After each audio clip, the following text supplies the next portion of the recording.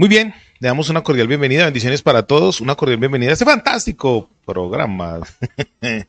Gracias por estar aquí con nosotros, bendiciones para los que nos ven de fuera, bendiciones para los que nos ven de cerca, pero que están en otras latitudes, aquí mismo en la ciudad, en fin, en el país. Saludos para todos, saludos para las personas que nos escuchan y nos van a ver desde Estados Unidos, España, Francia, México. Desde México nos han reportado sintonía y ahora desde San José del Guaviare. Ay, en Panamá también nos han... ¿Sí? Hoy en Panamá. Bueno, bendiciones para todos. Ojalá este tipo de mensajes les edifiquen para su vida como creyente. Vamos a leer hoy la primera epístola del apóstol Pedro, capítulo 5, y vamos a continuar con la secuencia, ciclo, siempre me olvida el nombre, temática, no, sino lo que uno hace, secuencia, ¿cómo es que? Los ciclos, bueno. Primera de Pedro, capítulo 5, versos del 1 al 14. En pantalla, al 11, sí, porque la salutación no la estamos trabajando. Primera de Pedro, capítulo 5, versos del 1 al 11. Y para los que nos ven de fuera, pues les va a aparecer en pantalla. Y para nosotros los que estamos acá, vamos a leer en el nombre de nuestro Señor y Salvador Jesucristo, con la bendición del Dios Todopoderoso Padre y la unción gloriosa del Espíritu Santo. Dice así: ruego a los ancianos que están entre vosotros, yo anciano también con ellos, y testigo de los padecimientos de Cristo, que soy también participante de la gloria que será revelada. Apacentad la grey de Dios que está entre vosotros, cuidando de ella no por fuerza, sino voluntariamente, no por ganancia deshonesta, sino con ánimo pronto.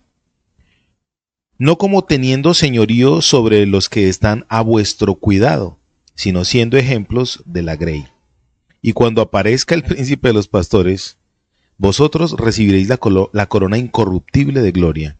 Igualmente, jóvenes, estad sujetos a los ancianos y todos sumisos unos a otros, revestidos de humildad, porque Dios resiste a los soberbios y da gracia a los humildes.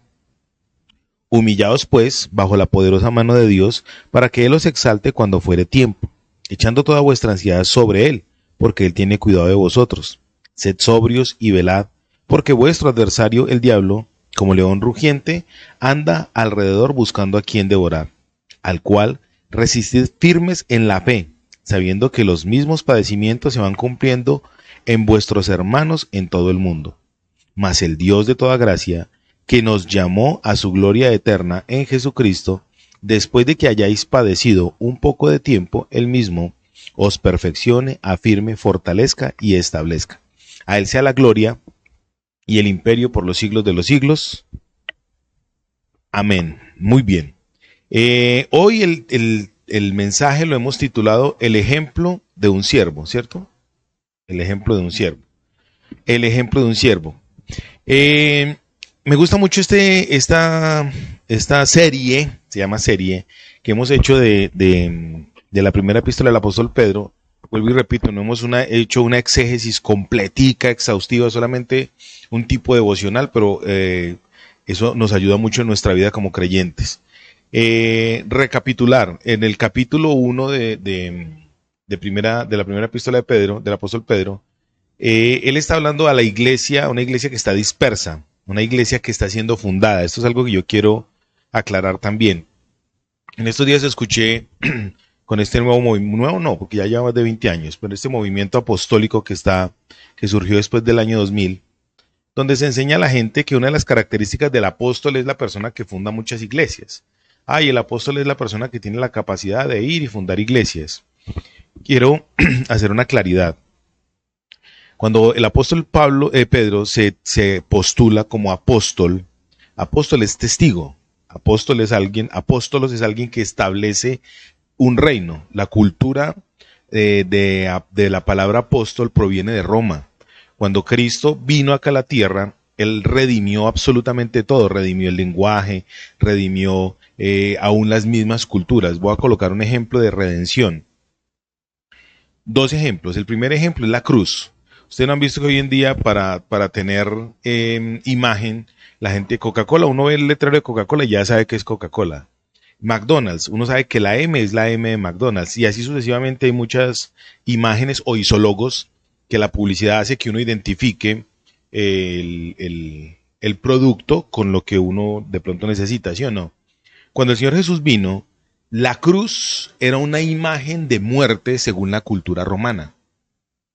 Cuando Cristo viene, Él convierte, redime esa imagen de muerte que era la cruz y la convierte en el símbolo de la redención.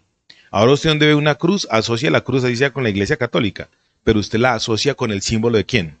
De Jesucristo, ¿sí o no? Uno lo asocia con eso. Y eso fue un gol que el Señor le metió en publicidad al papá de la publicidad del mundo, que es Satanás. Entonces, un ejemplo, a través de la cruz, ya yo sé que ahí tengo perdón, redención, justificación. Así la gente no lo entienda al alma, al espíritu, pero ya sabe que ahí está, en la cruz. Entonces, otra de las cosas que redimió el Señor fue el tema del apostolado. Los apóstoles eran en la cultura romanza, perdón, eran unas personas que el Imperio Romano enviaba a los lugares donde ellos conquistaban para que estableciera la cultura del imperio en esos lugares, la cultura de Roma en esos lugares. Por ejemplo, cuando Roma conquistó los pueblos bárbaros de Barbaria, no porque eran bárbaros de bruto, sino que se llamaba así el sector, enviaron unos apóstoles. Entonces eran unas personas que iban y les enseñaban el lenguaje.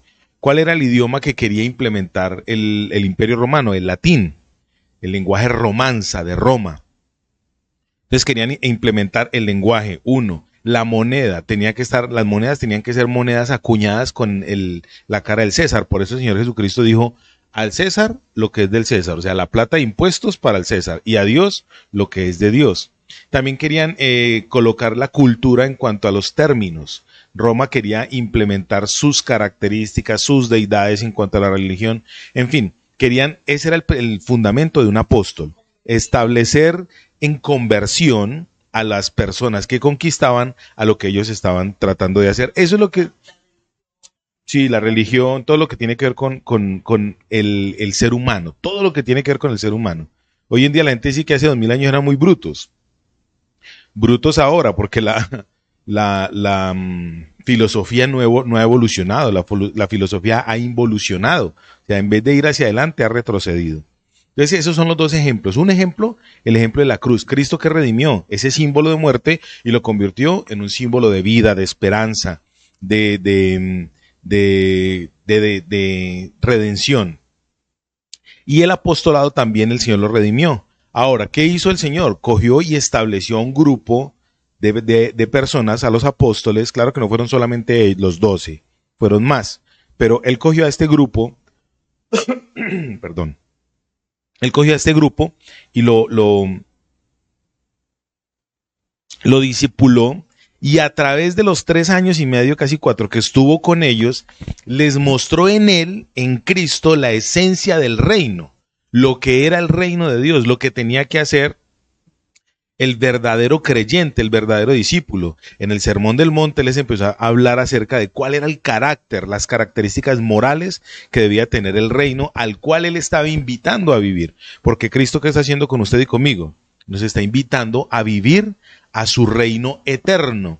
Entonces él tenía que, en el lenguaje humano limitado, chiquito, él tenía que implementar en la gente lo que el mismo lenguaje para que nosotros lo pudiésemos entender aún hasta el día de hoy.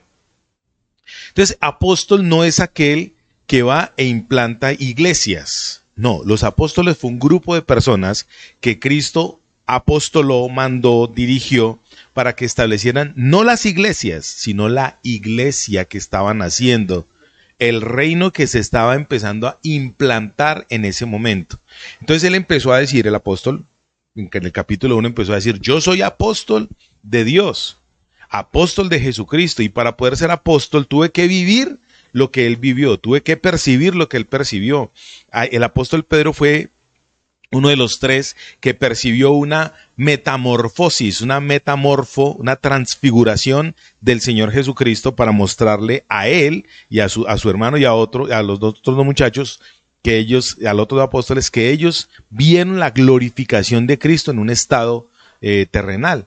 Entonces, él es testigo de eso, y en el capítulo 5, verso 1, dice que él es también testigo de la gloria venidera, o sea, lo que él está enseñando. Entonces, un apóstol es una persona que establece, ¿qué? La cultura de un reino, la cultura, la religión, los conceptos del reino. Entonces, ahora, los apóstoles del Señor Jesús, en la iglesia del primer siglo, ellos estaban fundando, ¿qué? Lo acabo de decir. La iglesia, no iglesias, la iglesia. Entonces hay gente que dice, equivocados un poquito, que los apóstoles son aquellas personas que tienen una facultad facilísima de abrir iglesias. Mire, usted puede abrir 10.000 iglesias y no tener el carácter de testigo de Jesucristo, porque eso no tiene absolutamente nada que ver. Abrir iglesias o congregaciones o abrir rediles es una capacidad de pronto carismática, pero el carácter de una persona formada por Jesús es diferente. ¿A qué quiero llegar con esto, santos de Dios? A que usted y yo tenemos que ser como los bereos. En el capítulo 19 del libro de los Hechos, la gente que vivía en Berea dice que ellos recibían a los apóstoles, a los que habían estado con Jesús, a los que habían cenado con Jesús, a los que habían estado haciendo los milagros, acompañando los milagros de Jesús, a aquellos que lo acompañaron aún en la crucifixión, en la pasión. En los evangelios no habla que ninguno de los apóstoles estuvo en la pasión del Señor junto con él, sino a Juan. Es el único que menciona que estuvo ahí, porque Cristo le estaba viendo cuando le entregó la tutoría de su mamá, de María. Pero me imagino yo por implicitud tácitamente que los demás apóstoles estuvieron ahí cerquita, viendo el padecimiento. Incluso la misma María, la mamá del Señor Jesús, no comprendió el mensaje de salvación hasta que vio a Cristo crucificado. En la Biblia dice que ella sintió como una lanza atravesó su corazón, o sea que ella recibió la revelación de la glorificación de Cristo, del perdón de pecados, de la redención de Cristo solamente cuando ¿qué? Cuando lo vio en la cruz.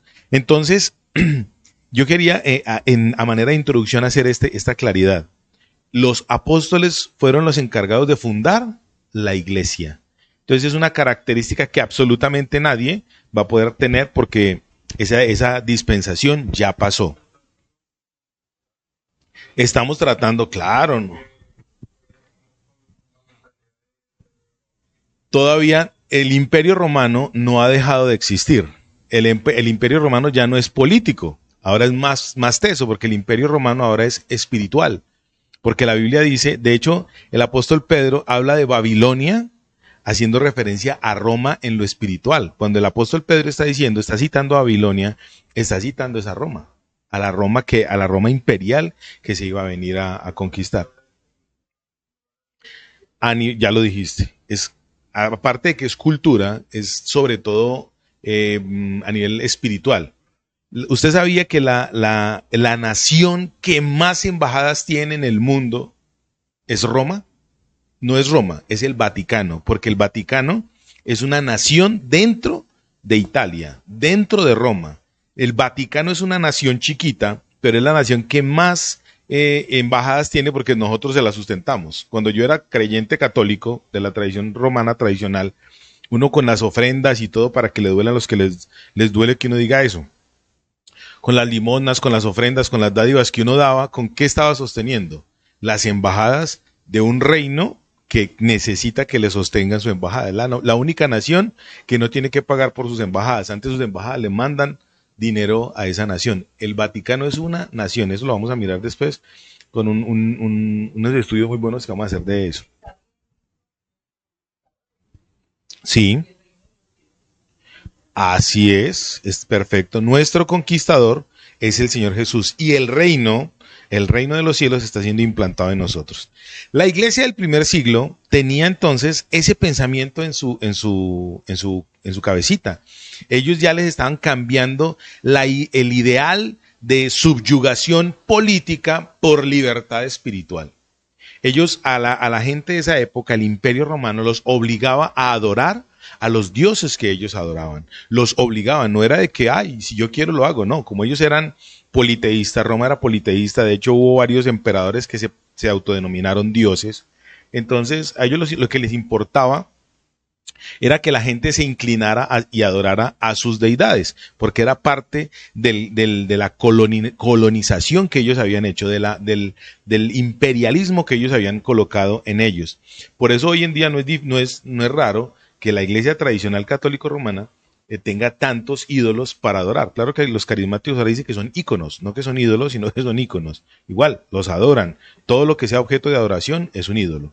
Muy bien. A la iglesia del primer siglo entonces les estaba pasando eso. Entonces el apóstol Pedro les está diciendo a ellos, ustedes que están dispersos, no se dejen desmotivar por lo que está pasando. Su reino es un reino, lo repito otra vez, es un reino que ¿dónde está? En el cielo. Y tiene unas características. Verso 4 del capítulo 1. ¿Cuáles son esas características? Incorruptible, incontaminable, inmarcesible. Características que no existen acá en la tierra. Entonces el Señor a usted y a mí nos está ofreciendo un reino y Él nos quiere conquistar para ofrecernos a usted y a mí una cultura ¿qué? Diferente, no una cultura de borregos como nos dicen a nosotros los creyentes que somos. La mayoría de personas que dicen leer, dicen que los creyentes en Jesucristo somos los borregos, o que nosotros los pastores somos aquellos que los manipulamos y enseguida les empezamos a quitar a ustedes su platica. Pues bien, les voy a comentar para todos aquellos que tienen ese argumento, perdónenme la expresión, estúpido y ridículo, les voy a comentar qué dice la Biblia acerca de los que supuestamente dirigimos la iglesia. Ustedes como creyentes, tienen que empezar a mirar lo siguiente. La Biblia dice, el apóstol Pablo escribió, de sus líderes, de sus pastores, ¿qué tienen que imitar? O sea, si hay algo para imitar. ¿Qué tienen que imitar? Dice la fe, su buena conducta, lo bueno que ellos hacen. Lo malo que ellos hacen, obviamente no lo hagan, no lo imiten, porque son nosotros los dirigentes, los líderes, somos tan humanos como cualquiera de ustedes. Que tenemos una responsabilidad diferente es otra cosa, pero somos igualitos, bajo la misma condición, bajo la misma circunstancia, en el mismo ambiente. Y entonces cambia la posición, no el ambiente. Cambia la posición, no el ambiente. Va a ser tan tentado el que está sentado como el que está de pie. Va a ser tan tentado el que está en un púlpito como el que está sentado recibiendo. ¿A mí me estoy dando a entender, santos? Bueno. Entonces resulta que el apóstol Pedro le está diciendo a los hermanos cómo deben comportarse, la nueva vida en Cristo, todo esto ya lo hemos visto. Pero en el capítulo 5 ocurre algo interesante. Él le empieza a hablar a los dirigentes de la iglesia. La iglesia naciente, la iglesia nueva, una iglesia recién nacida, una iglesia que apenas está empezando a experimentar el cambio de vida. Yo me imagino la cantidad de cosas que esa iglesia estaba viviendo y aún esos mismos líderes, porque era empezar en algo nuevo, era cambiar el mundo que estaba dentro de sí. Yo no sé si a ustedes les ha pasado que cuando vienen a Jesucristo y empiezan a congregarse, el chip les empieza a cambiar. Y hay un momento en que uno dice, yo estoy como que metido en un mundo dentro de otro mundo. ¿A ustedes no les ha pasado? A mí me ha pasado, me pasó muchas veces. Cuando ya empecé a cambiar mi manera de pensar, que ya decía, no, qué pena estar uno de boquiflojo, qué pena ser uno soez en la manera de hablar, qué pena uno fumar, qué pena uno... Ya empieza el Espíritu de Dios a hacer una figura en la persona que se llama regeneración. Cuando ya el Señor empieza a regenerarlo a uno, yo recibo a Cristo como mi Señor, no como una religión. Yo lo recibo como mi Señor y Salvador y empieza un proceso que se llama regeneración. Lo que antes era un degenerado, ahora va a ser un regenerado. Dios lo va a empezar a cambiar. Y es como estar en otro mundo. Y entonces, les decía ahorita, Dios quiere que seamos como los de Berea. El pueblo de Berea era un pueblo que la iglesia estaban haciendo, recibían a los apóstoles, pero ellos se iban para la escritura y miraban que lo que los apóstoles predicaran, les dijeran, tuviera asonancia, sincronía con lo que dice la Biblia. Les voy a colocar otro ejemplo y no quiero que piensen que yo estoy atacando a los apóstoles y profetas modernos, no. He escuchado a algunos apóstoles y profetas modernos que dicen, así ha dicho el Señor. Ni siquiera Jesucristo se atrevió a eso. El Señor Jesucristo decía, y le decía aún al mismísimo Satanás, escrito está, porque ya la profecía fue cerrada, ya la inspiración profética fue cerrada. Ahora habrá gente que podrá ser profético, pero no profeta. Voy a explicar. El profeta de ese tiempo lo caracterizaban algunas cosas, entre ellas recibía de parte de Dios una iluminación, una develación. Entonces Dios le hablaba e iba y confrontaba lo que fuera. Lo otro era que Dios le dictaba y él escribía. Y lo otro era que Dios le hablaba audiblemente aún alrededor de otras personas. Son características que la Biblia muestra que había en esos profetas. Entonces, ahora está escrito. El Señor Jesucristo dice, escrito está. Hoy en día usted y yo, si Dios nos revela algo, nos muestra algo, nos dice algo, es porque hay una función profética en nosotros, según el libro de Primero a los Corintios, capítulo 2 en adelante. Pero lo que está escrito es lo que usted y yo vamos a revelarle a las personas. ¿Están conmigo? Entonces, cuando usted empieza a ser creyente, usted tiene que empezar a evaluar lo que la persona que está acá como maestro le va a decir. Entonces vuelvo al tema. Yo me imagino esas personas en ese momento nuevecitas, todos experimentando el poder del Espíritu Santo, la convicción de pecado, la necesidad de ayudarse los unos a los otros, la necesidad de empezar a tener la relación fraternal los unos con los otros, o sea, cosas que nunca antes habían experimentado, ver cómo la cultura de Roma les estaba tratando de implementar a ellos conceptos de adoración y que viene el Señor y les dice, nada, ustedes no tienen que adorar nada sino al Dios eterno. Un paréntesis, en ese tema del politeísmo, a los cristianos del primer siglo nos trataban de caníbales, a los cristianos del primer siglo los trataban de caníbales o de ateos. Imagínese usted, a los cristianos del primer siglo los trataban de ateos porque no adoraban ninguno de los ídolos que Roma les ofrecía. Por eso les decían ateos, porque no adoraban dioses. Y sin Dios, en latín, sin. El prefijo a es sin y teos, Dios. Entonces, sin Dios. A los cristianos del primer siglo los llamaban ateos. Y también les decían caníbales. Porque en la última cena el Señor Jesucristo les enseñó que cada vez que comieran del pan y bebiesen la copa, se estaban comiendo el cuerpo del Señor, tomándose la sangre del Señor. No lo entendían como un simbolismo memorial, sino que era literal. Entonces decían que los cristianos éramos caníbales en el primer siglo. Entonces imagínate toda esa cantidad de cosas que esa iglesia vivió. No era una cosa sencillita como lo que nosotros vemos hoy en día, era una cosa muy fuerte, porque en ese momento empezó la guerra ideológica que en un ciclo de 2 días de Dios, o sea, 2000 años, se está empezando nuevamente a manifestar. Hoy día se está volviendo a manifestar el ciclo de guerra ideológica como se vivió en esa época.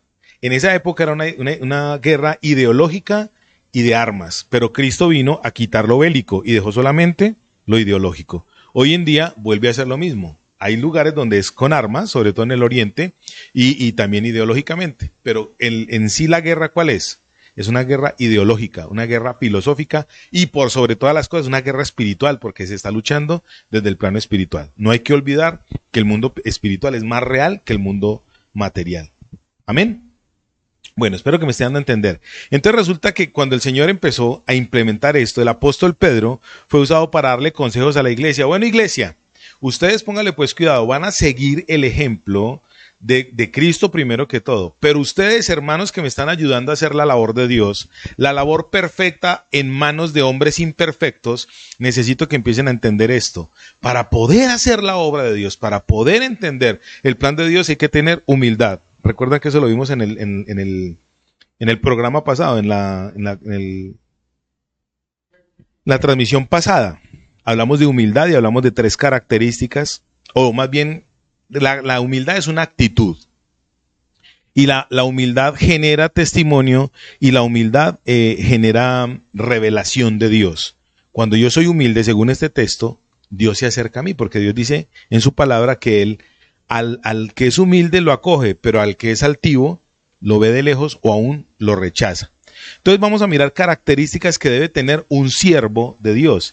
Y ese es el ejemplo que nosotros como creyentes tenemos que dar. O sea que este mensaje de hoy, con la ayuda del Señor, va a tener un doble enfoque. El enfoque para aquellos que quieren ser líderes.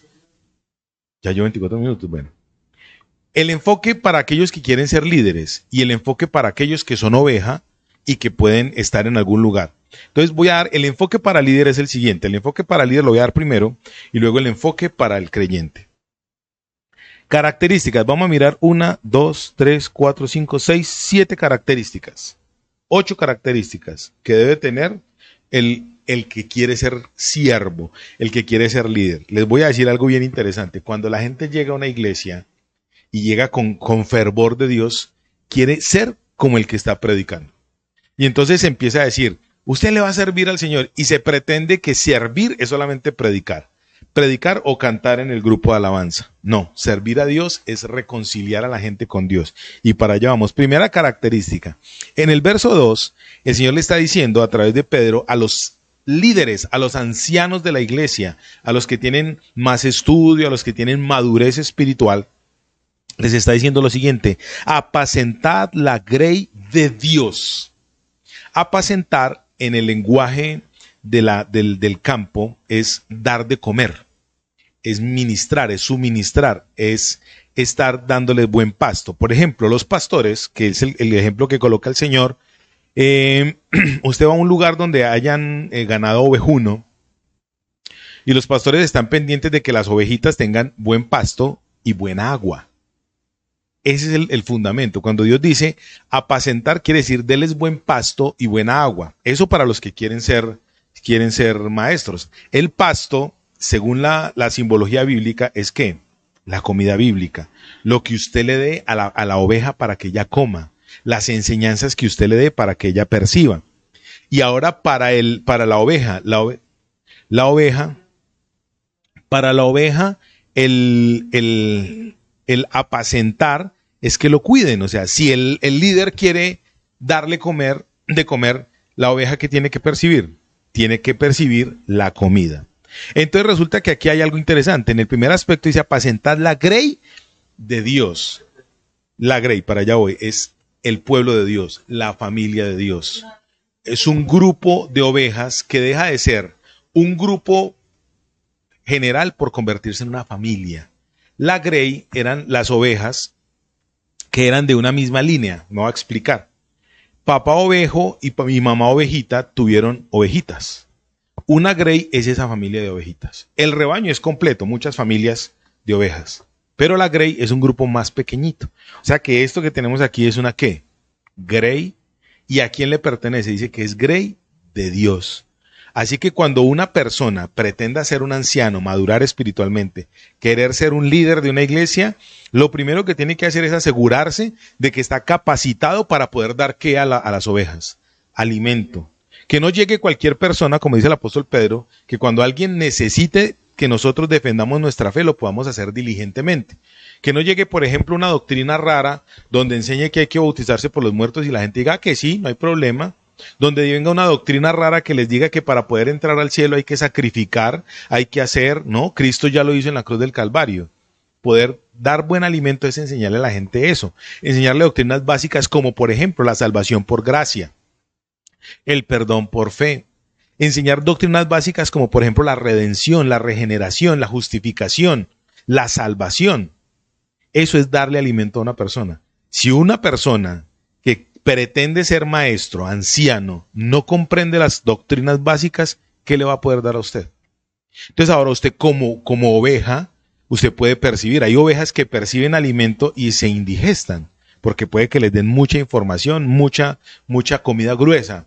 Entonces hay que saberle dar la dosis que es para la ovejita. Entonces, el Señor a través de esta epístola nos está enseñando no solamente la nueva vida en Cristo, sino la responsabilidad que tiene un ministro, un líder de Dios, un siervo de Dios, y la responsabilidad que también tiene la oveja. Algo que yo puedo decir es una oveja que come en muchas partes, que se la pasa comiendo aquí, comiendo de aquel pastor, comiendo del otro, recibiendo una predicación del uno, recibiendo una predicación del otro. Cuando uno menos piensa, esa persona está fiel a la defensa civil, porque no sabe ni qué está comiendo. Por eso, como no, ¿cuál es el alimento?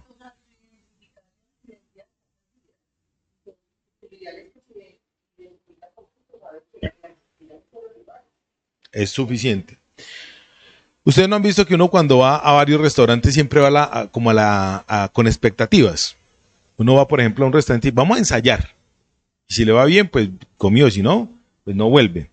Resulta que el alimento que debe percibir un creyente es la Biblia. Si un creyente no lee Biblia, entonces no va a poder entender lo que es que lo apacenten, el alimento que le dan. Por eso hay que leer la palabra de Dios. Cuando usted lee la palabra de Dios, alimenta no solamente el espíritu, el intelecto también se amplía. el cerebro se ensancha, porque la lectura hace que el cerebro se ensanche. Científicamente está comprobado que al consumir lectura, el cerebro se ensancha. ¿Están conmigo? Entonces, número 1, apacentar la grey de Dios. Número 2, dice, y la grey es de Dios. La grey es de Dios. Y lo más teso es que Dios está entre nosotros, porque dice que la grey de Dios, que Él está entre nosotros. Número 2, cuidar de ella. Cuidar. Para aquel que quiere ser líder, que quiere ser siervo, que pretende tener esas características, tiene que cuidar. En la cultura griega, la palabra cuidar era el término de un capataz, de un supervisor. Entonces uno se imagina un capataz y que se imagina un tipo cuidando negros, ¿sí o no? Porque esa es la cultura que nosotros tenemos. El capataz que cuidaba el mayoral, que cuidaba a los negros y los azotaba para que produjeran. Según la cultura griega, que fue en el tiempo que se escribió la palabra de Dios, el capataz y cuidar era alguien que gerenciaba. Gerenciar en esa época no era solamente mandar.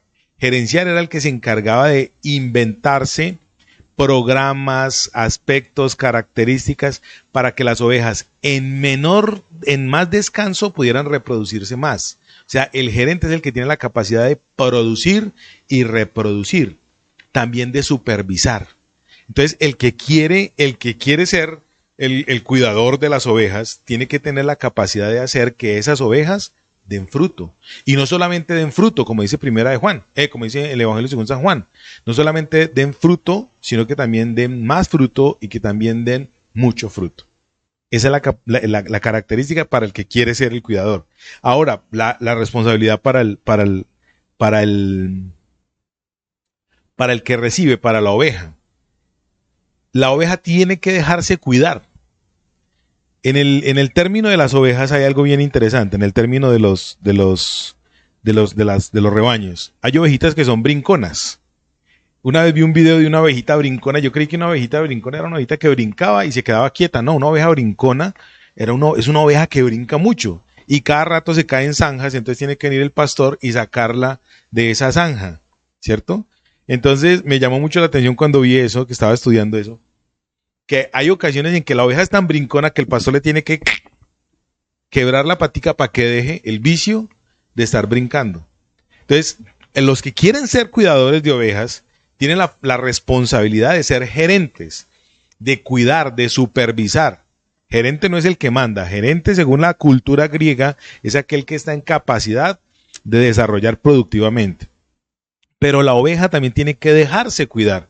Y hay ovejas que no se dejan cuidar y salen hablando mal del pastor. Salen hablando mal del cuidador. Es que allá no me prestan atención y se la pasan de redil en redil. Ni siquiera de grey en grey. De redil en redil. Que voy a ir a la iglesia de los hermanos. Que voy a ir a la iglesia del movimiento. Que voy a ir a la iglesia de Jesús Salva. Que voy a ir a la iglesia. Que va a todas las iglesias. Entonces no se está dejando cuidar. Al no dejarse cuidar, ¿cómo va a crecer? ¿Cómo se va a desarrollar? ¿Cómo va a lograr espiritualmente entender los secretos de Dios? ¿A usted le gustaría conocer los secretos de Dios? Hay que dejarse cuidar. Hay que dejarse cuidar. Hasta ahí me estoy dando a entender, ¿sí o no? Entonces viene lo otro. En el mismo verso 2 dice, cuidando de ella, de la grey. Y empieza con unos noes, los nos.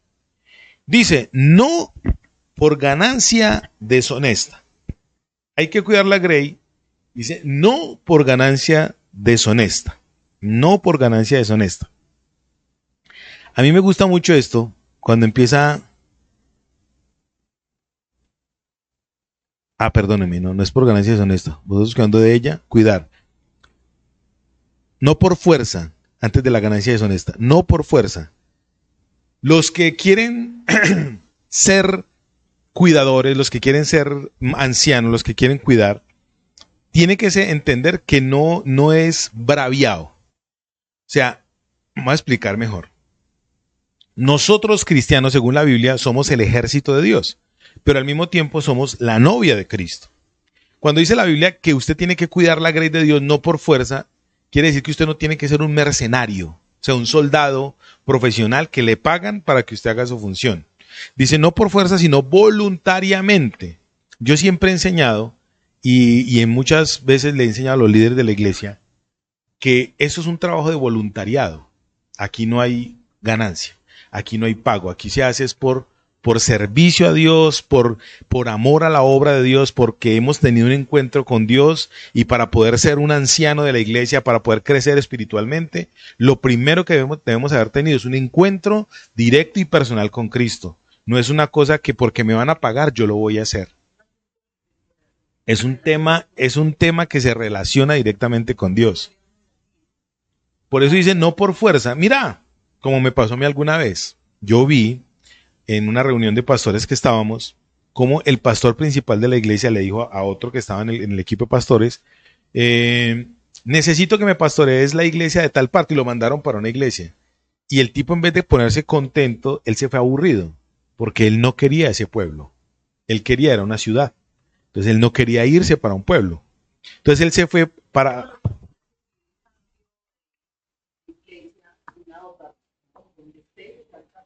Así es.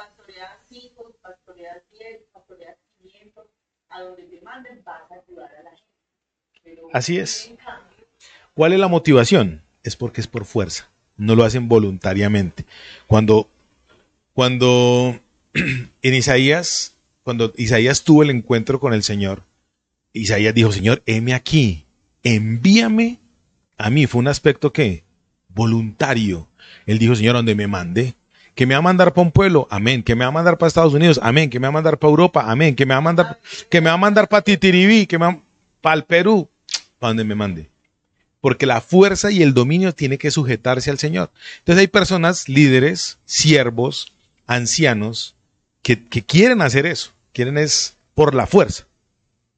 A ti te mando para allá, entonces de malas tú. Entonces uno la obra de Dios no la hace, uno ni siquiera de la dirección de Dios.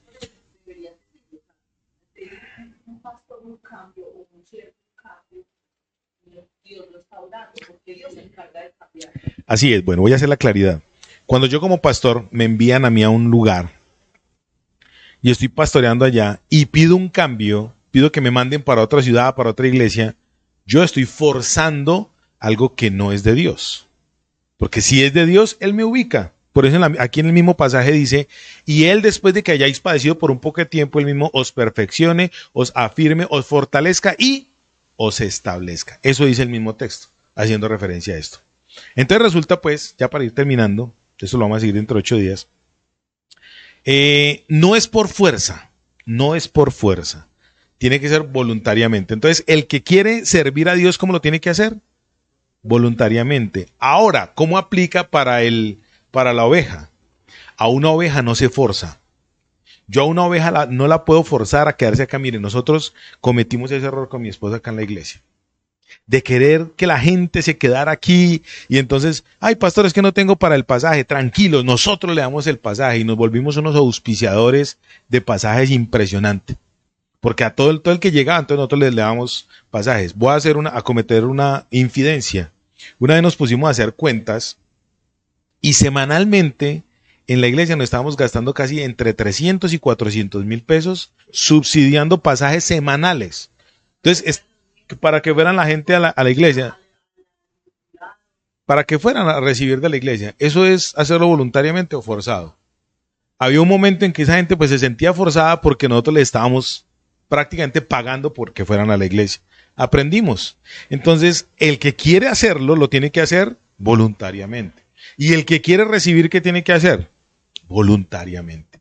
No tiene que ser forzado. Cuando uno lo hace por imposición, no recibe, a diferencia de cuando uno lo hace por convicción. Y entonces ya vamos a terminar con este. Entonces, por fuerza es por como un mercenario que le pagan, un soldado que lo hace. Dice así, en el mismo verso 2, no por fuerza, sino voluntariamente. Dice, no por ganancia deshonesta, no por ganancia deshonesta. Esto es bien interesante. Para el que quiere servir, para el que quiere ser anciano, nunca vaya a pensar que el obtener el lucro de una iglesia. Yo conocí un pastor de acá de la ciudad de Medellín que decía, donde hay gente hay plata. Un concepto muy teso, y él lo decía públicamente, hasta que un día yo le dije, pastor, usted con todo el respeto que se me merece, no debería decir eso, porque usted está promoviendo a que se hagan cosas que no se deben hacer. Hoy en día, desde el siglo pasado, 1990 y tantos, a la fecha, se proliferó una doctrina se llama la doctrina de la prosperidad. Es la doctrina donde le enseñan a la gente a que para que usted obtenga el favor de Dios, si usted quiere 1.000.000 de pesos, entonces siembre 100.000. Si usted quiere 10 millones, entonces siembre 1.000.000. Si usted quiere un carro, entonces siembre su moto. Si usted quiere una casa, entonces siembre la casa. Siémbresela. Si quiere $5.000, siembre 20.000 y así. Y enseñaron pervertidamente a la gente que para que usted se vea espiritualmente bendecido, entonces es porque tiene su carro, tiene su casa, está bien económicamente. Enseñaron que el sinónimo de bendición espiritual o de madurez espiritual es el estatus económico. Es un concepto totalmente satánico, diabólico, un concepto de mamón. Según el texto, obvio, es como una especie de anestésico. Si la persona se siente bien económicamente, pues no va a buscar a Dios, porque dice, no, Dios está conmigo, entonces no hay, mi papá me bendice y ta. El mejor ejemplo son los influencers, el monito, el zarco de arriba, creen que son bendecidos. Entonces, el que quiere ser maestro, anciano, entonces pretende que haya una ganancia. El apóstol Pedro lo vio en ese momento. Hace 2000 años, no crean que era fácil. El libro de los Hechos de los Apóstoles relata y dice que la gente vendía sus cosas, sus propiedades y las ponían a los pies de los apóstoles para que los apóstoles administraran esos dineros. En el capítulo 5 del libro de Hechos de los Apóstoles hay una historia donde una pareja, Ananías y su esposa, Zafira creo que era que se llamaba, vendieron una propiedad y de la propiedad sacaron una plata y le mintieron a los apóstoles diciéndoles, ve, aquí trajimos la plata. Esas dos personas, por haber deseado una ganancia deshonesta, se murieron.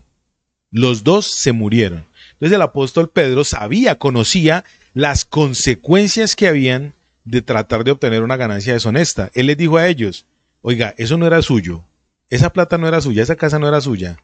¿Para qué le mintieron a Dios? Ustedes dijeron que le iban a dar esa ofrenda a Dios, no a los apóstoles. Entonces, como si obtuvieron un lucro deshonesto, ¿qué pasó con esa familia? Se murieron.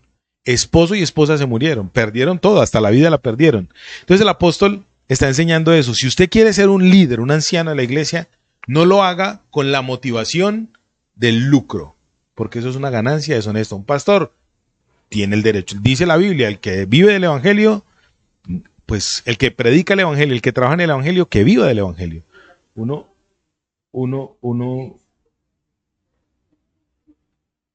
Sí. Uno como pastor, si trabaja en el evangelio, si la iglesia tiene la capacidad de darle a uno un sueldo, pues se da el sueldo. Lo demás es para el servicio de la misma gente. Para eso, en una iglesia que ya tiene buenos recursos, ¿qué hay que hacer? Hay que contratar el contador, hay que trabajar con el administrador, porque el pastor es el administrador de la grey, pero él no es el dueño de la plata. La plata es de Dios. Y para eso hay que tener un equipo que, según la Biblia lo muestra, un equipo interdisciplinario para administrar la plata que es de Dios para el beneficio de la gente. Esa es una iglesia que realmente sigue el concepto bíblico. El ejemplo que debe seguir, que debe dar un siervo, es lo que yo le estoy dando. Esto que le estoy diciendo, el que quiere hacerlo tiene que cumplir estas características, pero usted como oveja también tiene que cumplirlas. Usted como oveja no piense que cuando usted le tuerce el brazo a Dios, entonces Dios lo va a bendecir a usted. Eso es una mentira satánica. No, la Biblia dice que usted tiene que llevar su ofrenda, su diezmo para la iglesia. El problema es allá como lo administren, pero usted hágalo. A mí me gusta mucho este ejemplo que va a poner.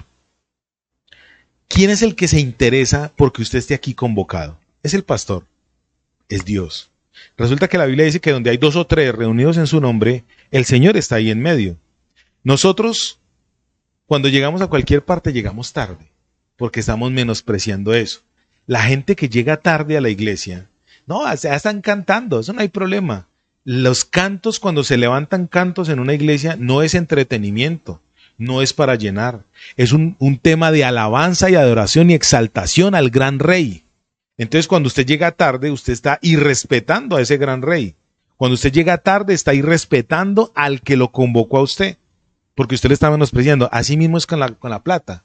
Cuando usted pasa a la ofrenda, al alfolí, y coloca 2,000 pesitos y se levanta solo para que lo vean, sabiendo que puede dar más, sabiendo que es su ofrenda para él, sabiendo que usted como creyente ya tiene un parámetro para hacerlo, eso es lo que para usted vale el rey. Por eso el Señor abolió el diezmo como medida. Él dijo, cada uno dé como propuso en su corazón. Si para usted Dios vale 2,000 pesos, eso es simple. Si vale 10 millones, eso es para usted. Eso es lo que vale para usted. Lo teso es que Dios no necesita eso. Dios lo hace para probarse a usted mismo. Entonces, hay ovejas que les gusta la ganancia deshonesta. Yo le doy 2,000 a Dios y espero que Él me dé 50 millones. Ahí está. ¿Cuál es el ejemplo entonces que debe dar un siervo?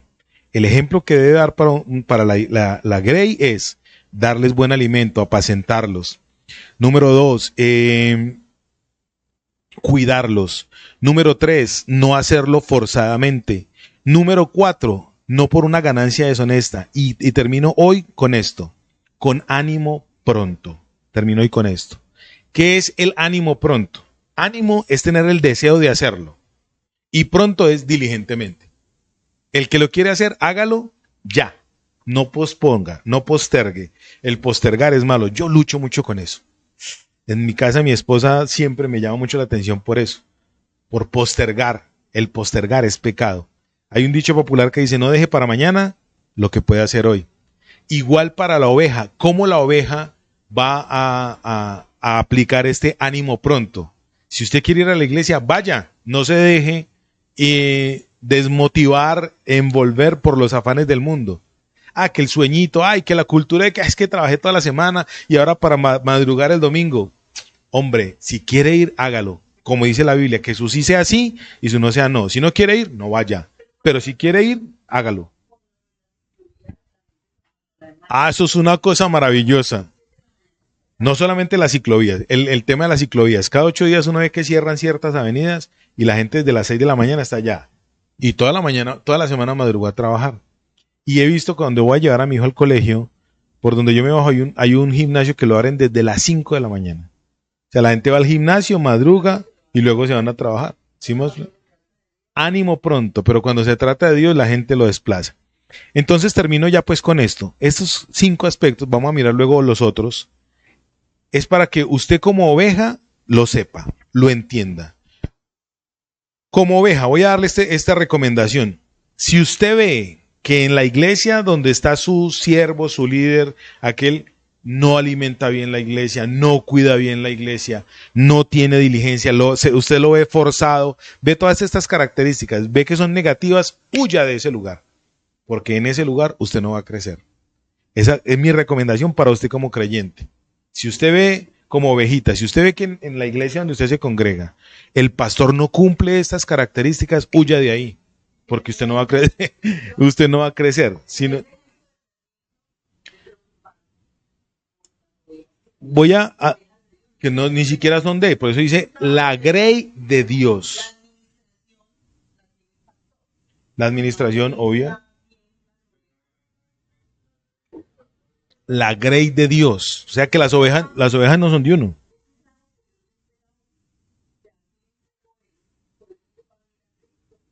Eso, la conclusión es esa. Cuando venga el príncipe de los pastores, verso 4. Voy a terminar con esto. La base, lo hablamos hace 8 días. La base para que un pastor, un líder, un anciano cuide a la iglesia, apacente la iglesia, no sea deshonesto, no lo haga voluntariamente. La base es la humildad. Si no tiene un corazón humilde, no va a ser revelado de estas cosas tan bonitas. Si no tiene un corazón humilde, no va a poder testificar estas cosas tan bonitas. Y una oveja para poder recibir el alimento de su pastor, ¿qué tiene que tener? Humildad. Una oveja para poder dejarse cuidar de un pastor, ¿qué tiene que hacer? Tener humildad. Una oveja para que voluntariamente se sujete a su buen pastor, ¿qué tiene que tener? Humildad. Una oveja que no quiera tener ganancias deshonestas, ¿qué tiene que tener? Humildad. Entonces, cuando usted y yo practicamos estos principios, tanto dándolos como recibiéndolos, nosotros vamos a obtener el lucro, el beneficio de ser adoptados, de recibir la adopción de Dios. Entre más lee uno la Biblia, más dice, Señor, yo soy una cosa con ojos. Inútil, un siervo inútil. Padre, yo te doy gracias, Dios mío, en el poderoso nombre de Cristo el Señor. Gracias, Señor, porque tu presencia nos ha llenado. Tu presencia ha estado con nosotros hasta el día de hoy. Nunca nos has dejado, nunca nos has desamparado. Señor, tú nos adoptaste como la grey tuya, como el pueblo de Dios. Por eso podemos decir a voz en cuello, somos el pueblo de Dios. La sangre de Jesucristo nos ha redimido y la sangre de Jesucristo nos ha dado cobertura y protección, porque Cristo es nuestra Pascua, nuestro Cordero Pascual. Por eso la muerte salta, tiene que saltar por encima de nosotros, porque nosotros estamos bajo la cobertura del Dios omnipotente. Yo te doy gracias en Cristo nuestro Señor y Salvador.